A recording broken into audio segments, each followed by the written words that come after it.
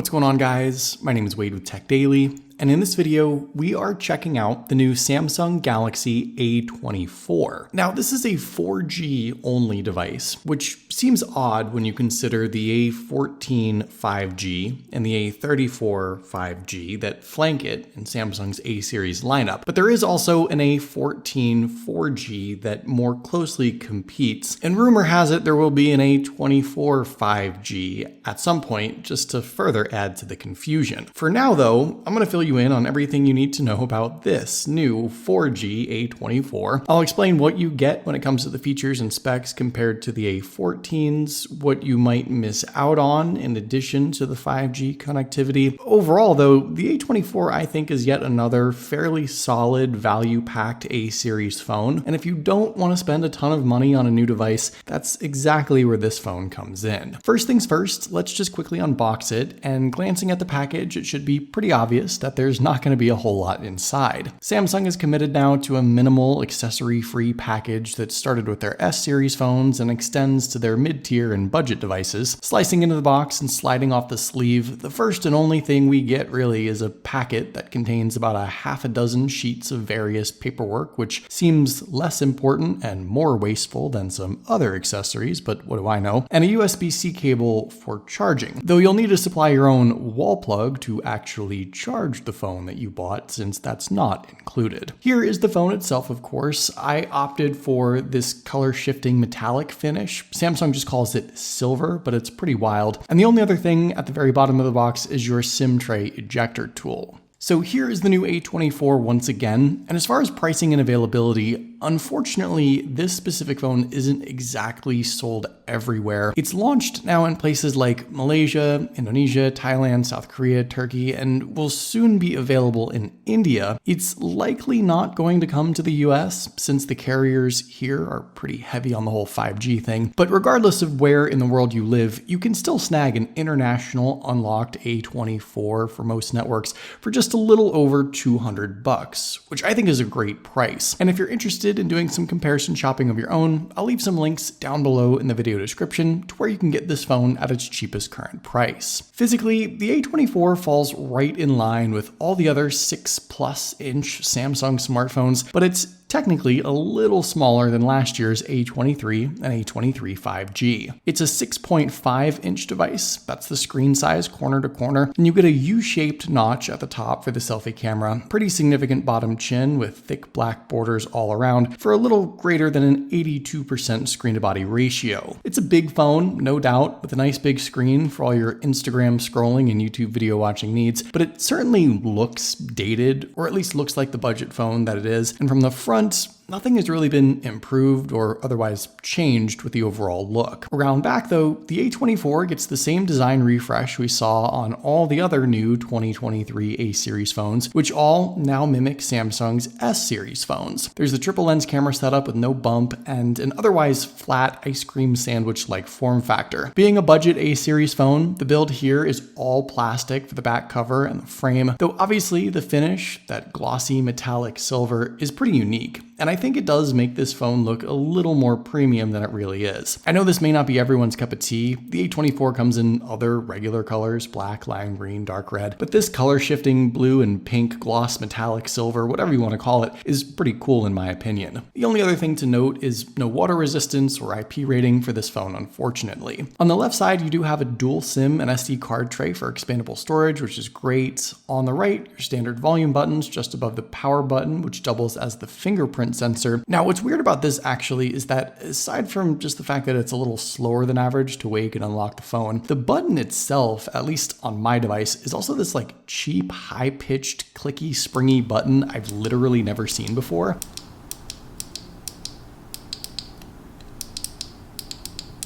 Kind of odd. The clicks are very loud. The button feels thin. It depresses really far down. Not really sure what the deal is, but just something I noticed. Nothing really on the top of the phone, aside from a microphone hole. At the bottom, you still have the good old headphone jack, single speaker, USB-C port, and another microphone down there. There's no secondary loudspeaker in the earpiece, which is sort of odd, and around back, the triple lens camera setup, which I'll talk about in a second. So the display on the A24 is actually the first big thing that sets it apart apart from the lesser A14s, and if you're picky about screen specs, this might actually be the deciding factor. The 6.5-inch screen is a 2340 by 1080 resolution Super AMOLED panel with 1000 nits of peak brightness and a 90 Hz refresh rate. Compared to last year's A23s and the A14s, like I mentioned, the big upgrade here is AMOLED. You get a much brighter, bolder, and more colorful display that's more in line with what we see on upper mid-range and even more expensive flagship-esque smartphones. And it was my biggest complaint, I think, with some other A-series phones, the lack of AMOLED, since, well, the screen is what you look at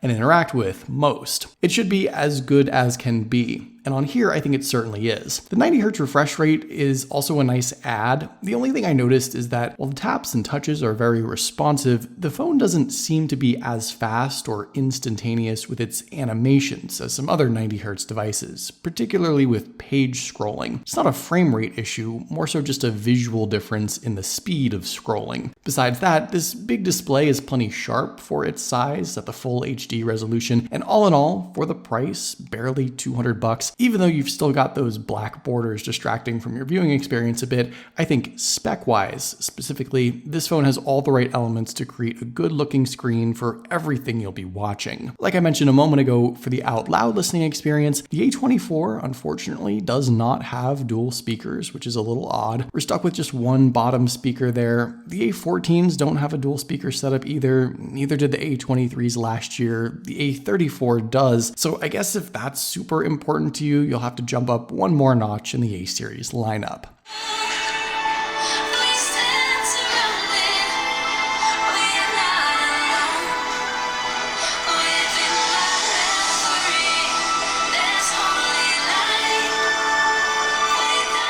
When it comes to the internal specs and performance, this I think is where the A24 falls a little short in my opinion. So inside, this phone is powered by the familiar MediaTek Helio G99. And that's my polite way of suggesting that it's an older processor, originally announced more than a year ago. You have the option of either 4, 6, or 8 gigs of RAM with 128 gigabytes of storage. My A24 here is the base model, 4 gigs of RAM. You can see the Geekbench scores there if you want to do some number analysis. But just device by device, we know that the A34, for example, with its slightly newer and more powerful MediaTek Dimensity 1080, is going to offer a decent performance advantage over this. Compared to last year's A23s, which both got Snapdragon 600 series chipsets, while this new A24 is arguably more powerful in the spec sheet, I think a lot of people would have just preferred another Snapdragon SoC instead. And when stacked up against the A14s,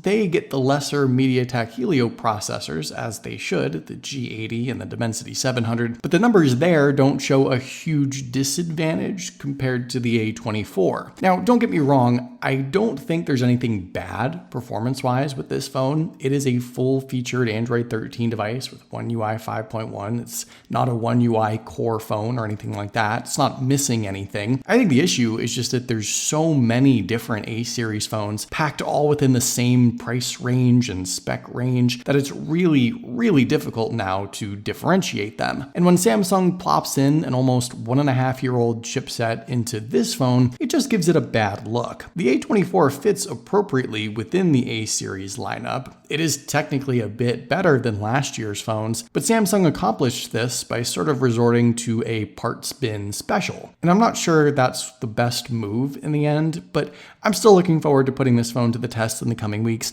and also doing some speed and performance comparisons against the rest of the A-series to really see where it falls in line. As far as the battery, we once again get a big 5,000 milliamp capacity battery powering this thing, similar to a lot of previous and current big-sized A-series phones. Now, this phone does actually support faster 25-watt charging speeds, which is great. That's an advantage over the A14s. But like I explained earlier, you don't get the proper charger in the box for that, so you have to supply one yourself. yourself. And I do recommend specifically opting for the faster 25-watt charger so you can spend a bit less time plugged in, but I suspect this phone will be an all-day device and then some for a vast majority of people. Previous A20-something devices were for me. There's no wireless charging support or any other power features, by the way. Last but not least, the quick summary for the cameras on the A24 is that they are the same hardware we've seen before, not just on last year's A23s, but also on this year's A14s. The triple lens setup consists of a 50 megapixel main lens, 5 megapixel ultra wide, and 2 megapixel macro. The selfie is a 13 megapixel shooter, which I guess technically is better, but really I think Samsung has reached a point now where they just can't offer any more with the cameras on any of their A series phones without directly competing with the S series, which sounds weird.